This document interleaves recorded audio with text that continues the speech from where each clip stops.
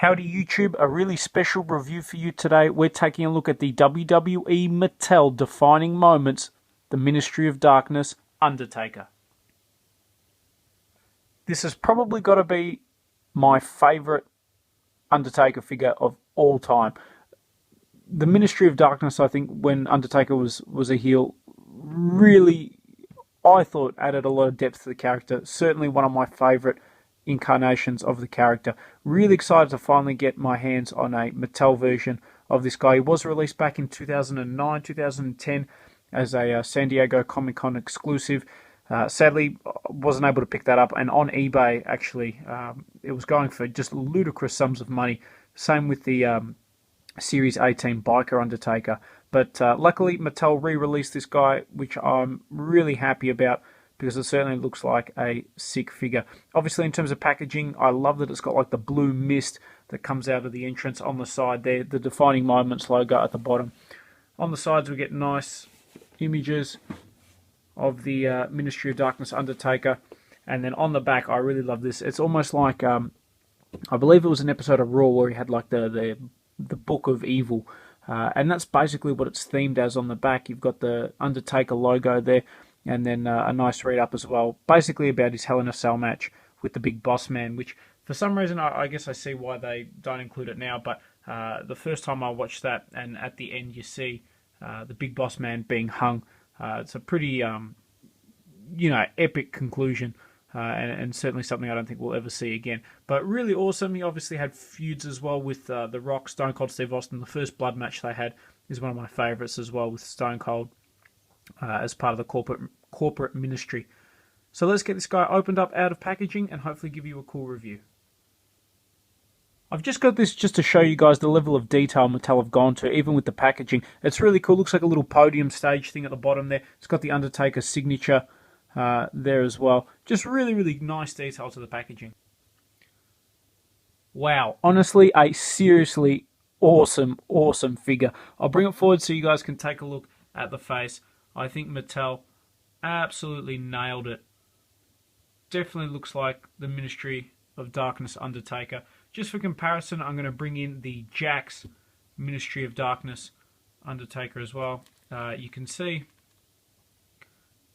they're very similar in terms of face sculpt. But I think just much nicer paint apps on the Mattel version. I mean, really, really cool. And this Jakks Undertaker I thought was fantastic, but the Mattel is, a lot better. Just for comparison, side by side too, the scaling obviously is much nicer on the Mattel. So I'll put him off to the side. Taking a look at this guy, there's lots of nice detail. Wrestlemania 15 entrance gear, obviously, moving down as well. Just little things like the pattern on the tights that he had as well. Nice detail, even on things like the boots. You can see the Undertaker logo there. But just nice paint apps and things as well that we don't get with a lot of other figures. I love that the cape is like a soft cloak cape as well. It's huge, like Batman level cape. So that's pretty sick as well. These things are a soft rubber, so they've got a little bit of leeway, which means articulation's not too hindered either. Really awesome. I mean, it's a very impressive figure. If you get a chance, no questions, you've got to pick this guy up. Now, in terms of the actual attire, you can take off this vest. I'm not 100% sure how, but I know that it does come off. Okay, and here we've got him with the entrance gear off. It does basically just clip in on the sides here, which is probably really hard to see and probably going to be just a massive pain to get back on. But anyway, in terms of the actual figure itself, really awesome. Probably my favourite Elite Undertaker that they've ever released. The paint apps on the chest aren't the best, if I'm honest. It's a little bit smudged at the top, and it is a different colour. Don't know how well it comes across on camera to the rest of the figure, which I always hate. Always a pet peeve of mine. In terms of articulation, though, he's got the standard Elite, which is a ball-jointed head, ball-jointed arms, swivel in the bicep, bend at the elbow, swivel wrists. He's got the ab crunch, swivel waist, obviously standard leg articulation, swivel in the thigh, double bend at the knee, swivel in the boot, and then swivel in the ankle as well. Although it's got a little bit of a roll too. So really awesome level of articulation, just some detail as well. I love that they've got the added paint apps on the arm. That's something you don't get all that often, even with a lot of the elite Undertaker figures. Just for comparison, I've got him here with the Jakks Big Boss Man. I really love the Jakks Boss Man figure.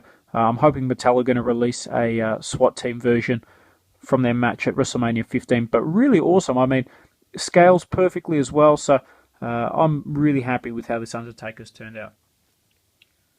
So overall, if you're an Undertaker fan, 100% no question, this guy is a must-have.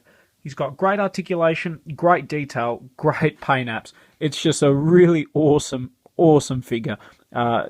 Like, you have no idea how happy I am that I was able to pick this up and that Mattel re-released it.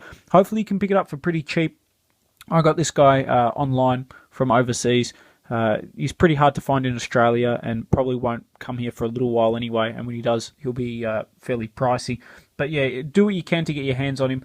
Along with the WrestleMania 31 Heritage Series Undertaker, I think it's probably my favourite Mattel figure overall. Actually, it really is that awesome and that cool.